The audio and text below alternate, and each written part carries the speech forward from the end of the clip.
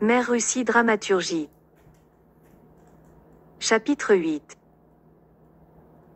Séquence de rêve de Charlie. Séoul, Corée du Sud. Épisode 2, 16 avril 2021. Direction de la cible marquée et non vers l'ouest, dont ils auraient su quelle était la bonne direction s'ils avaient lu la carte correctement. Nous avons marché, non pas tactiquement mais avec laxisme, sans observer aucune règle, réglementation ou restriction militaire. Les autres marchaient si près les uns des autres qu'une seule grenade à main aurait pu les éliminer tous. Au lieu de laisser de l'espace entre les membres de l'équipe. Ils ont agi comme s'ils marchaient vers un terrain de camping pour faire griller des guimauves et raconter des histoires de fantômes une fois la nuit tombée. Ils ne se comportaient pas comme une tâche militaire chargée d'accomplir une mission du monde réel qui affecterait grandement ceux qui attendaient l'apparition des libérateurs. Nous avons marché pendant une trentaine de minutes avant que l'un des civils se soit plaint de l'odeur. Le chef nous a permis une pause d'environ 1 heure. 8 d'entre eux étaient assis étroitement ensemble et fumaient à la chaîne, parlant fort. À tout moment, les étincelles de leurs cigarettes pourraient déclencher un incendie de forêt. Personne ne semblait se soucier beaucoup de quoi que ce soit, en particulier en termes de couverture et de dissimulation, de mouvement des troupes, de discrétion ou de survie. Périodiquement, quelques-uns de mes coéquipiers me regardaient, disaient quelque chose dans les langues qu'ils parlaient et revenaient à ce qu'ils faisaient. Ni le chef ni ses assistants ne m'avaient demandé ni à Mère Russie un conseil militaire. Ou s'ils l'avaient fait, je n'y prêtais pas attention et Mère Russie était trop ivre pour comprendre. Les 8 d'entre eux se sont assis et ont bavardé en plein air, sans protection. Ils ont continué à fumer, la traînée de fumée indiquant à tous les adversaires notre emplacement exact. En règle générale, les soldats devaient travailler dur pour localiser leurs adversaires, mais ce n'était pas le cas chez nous. Nous informions librement n'importe quel adversaire de l'endroit où nous nous trouvions. Mère Russie s'excusa du groupe, marcha 50 mètres vers l'ouest et pissa. Il pencha la tête vers le groupe et dit quelque chose en russe. Puis il s'est effondré. Au début, nous avons pensé qu'il était juste un drôle. Il plaisantait souvent. Ses jambes tremblaient légèrement. Plusieurs de ses copains l'ont vu mais s'en fichaient. 5 minutes passèrent, puis 10, puis 30. À ce moment-là, le chef a crié aux Russes endormis. Mère Russie avait cessé de trembler. Il gisait sans vie. Puis l'idée qu'il pourrait être mort est venue à l'esprit de tout le monde. Nous sommes allés là-bas lentement, le chef, ses assistants et la moitié du groupe. J'étais quelque part au milieu et les autres étaient à l'arrière. Nous nous tenions dans une formation en fer à cheval. Mère Russie faisait face au sol. Il n'était pas tombé en arrière mais s'était plutôt effondré en avant. Ses bras et ses jambes étaient écartés sur ses côtés dans une position étrange. Il ne respirait pas. Une mousse blanchâtre effrayante coulait de sa bouche. Nous nous sommes tenus en silence et avons regardé. D'autres ont continué à fumer en chaîne.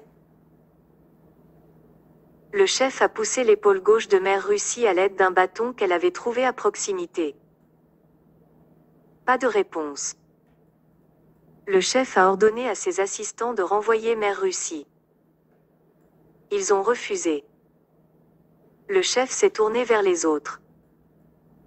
Un par un, ils ont tous refusé.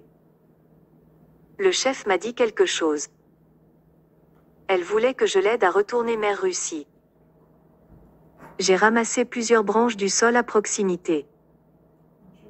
Le chef et moi en avons glissé plusieurs sous la section médiane de Mère Russie pour le soulever et le retourner. Plusieurs autres, y compris les assistants, ont crié d'horreur en voyant les yeux incolores et le nez ensanglanté de Mère Russie. Soit Mère Russie avait été mordue par quelque chose de toxique, un cobra royal peut-être, soit il avait trop bu. Ou peut-être que le taux d'alcool dans sa circulation sanguine était si élevé que, mélangé à l'air toxique, il l'avait fait mourir rapidement. Nous nous sommes arrêtés et avons regardé le corps sans vie de Mère Russie sans but. Nous n'étions pas perdus dans nos pensées et ne ressentions aucune peine pour l'ivrogne. Au contraire, le chef était figé sur place, et nous sommes donc restés sur place aussi. Plusieurs heures se sont écoulées. Nous sommes restés dans la formation en fer à cheval, regardant le Russe décédé. Plusieurs heures se sont écoulées. Le soir est arrivé. L'obscurité commença à tomber et un vent froid passa. Le chef voulait que nous couvrions nos corps avec tout ce que nous pouvions trouver à proximité. Tous les 8, nous nous sommes dispersés pendant que nous allions chercher, revenant bientôt avec des brindilles, des branches, des feuilles et tout ce qui pouvait être transporté ou transporté. Nous avons tout placé sur la défunte Mère Russie avec tous ses effets personnels à l'exception de ses armes à feu et de ses munitions. Le chef avait pris possession de ces objets. Nous sommes retournés à nos spots d'origine. Mes compagnons avaient laissé leurs armes et tout le reste derrière eux alors qu'ils s'occupaient plutôt de Mère Russie. Nous avons campé au même endroit. Cela faisait presque 24 heures depuis le débarquement, et nous avions parcouru moins d'1 mile. Pendant que la dirigeante et ses assistants discutaient du statut de Mère Russie avec Bunker Zulu, nous avons tous trouvé des endroits confortables pour dormir pour la nuit. Une personne a commencé un feu de joie. Nous nous sommes assis autour de lui. Tous les ennemis sauraient notre emplacement à des kilomètres de distance. Notre bonne-tailleur était la seule lumière sur toute l'île rocheuse. Il n'y avait pas de garde.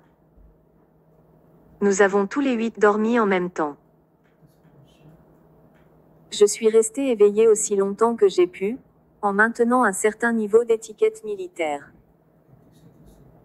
J'ai pris la responsabilité de protéger les autres. Jusqu'à ce que la somnolence prenne le dessus. Puis, un peu avant minuit, après avoir veillé à protéger les 7 autres, je me suis assoupi. Au début, j'ai cru rêver en entendant les cris des loups. Je rejetais le son et m'assoupissais à nouveau.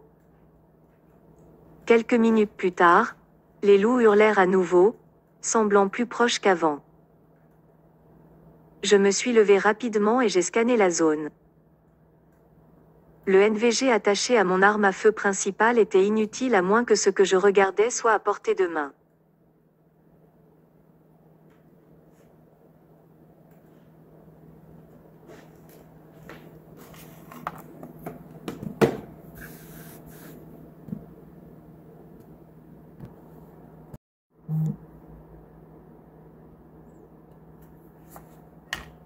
Mère Russie dramaturgie. Chapitre 8. Séquence de rêve de Charlie. Séoul, Corée du Sud. Épisode 2, 16 avril 2021. Direction de la cible marquée et non vers l'ouest, dont ils auraient su quelle était la bonne direction s'ils avaient lu la carte correctement. Nous avons marché, non pas tactiquement mais avec laxisme, sans observer aucune règle, réglementation ou restriction militaire. Les autres marchaient si près les uns des autres qu'une seule grenade à main aurait pu les